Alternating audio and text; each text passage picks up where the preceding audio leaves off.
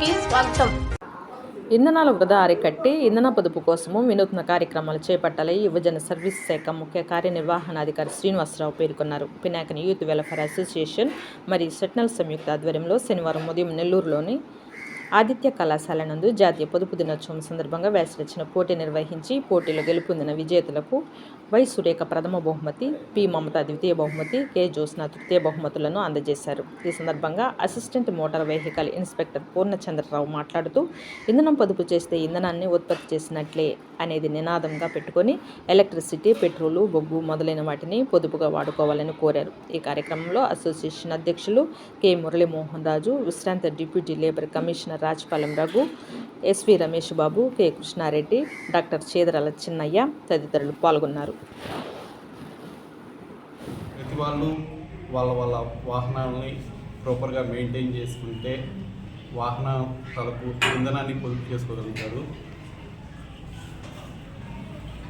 ఇంధనం పొదుపుతోనే భావితరాల భవిష్యత్తు ముడిపడి ఉంది.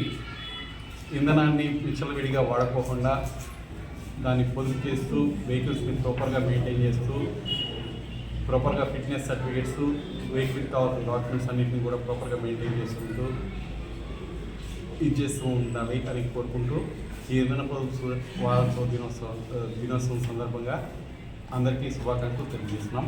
రవాణా శాఖ.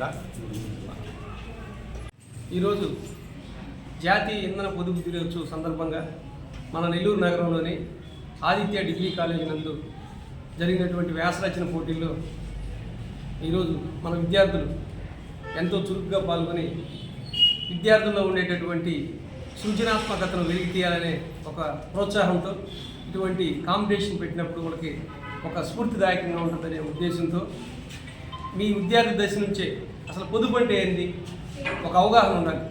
జీవితంలో కేవలం చదువు అనేది కేవలం మనకు నాలెడ్జ్ కోసమే. ఒకసారి ఓపెన్గా ఆలోచించండి.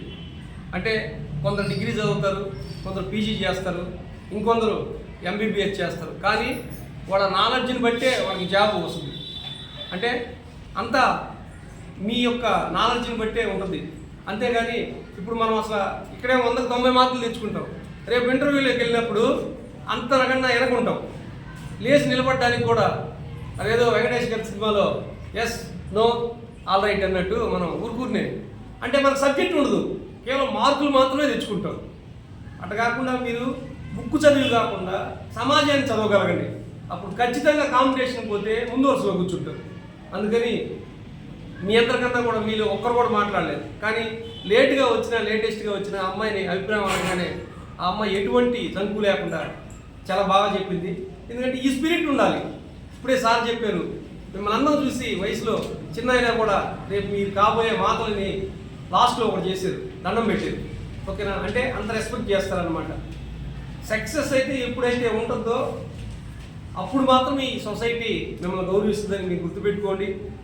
ఇప్పుడు తలదించుకొని చదవండి, రేపు ప్రపంచంలో ఎక్కడికి వెళ్ళినా తల ఎత్తుకుని బతుకుతారని ఈ సందర్భంగా తెలియజేస్తూ ఇప్పటి నుంచే పొదుపు పట్ల ఒక అవగాహన కలిగి మీరు అసలు ఎన్ని రకాలుగా పొదుపు చేయొచ్చు, ఏ విధంగా పొదుపు చేయొచ్చు, అదేవిధంగా ముఖ్యంగా టైం అనేది మనం పొదుపుగా వాడుకుంటే అందరికి ఉండేది 24 గంటలే. కానీ 24 గంటలని మనం ఏ విధంగా యూజ్ చేస్తున్నామో ఒక్కసారి మీరు అన్వేషించుకోండి, మీకు ఖచ్చితంగా ఆన్సర్ దొరుకుతుంది.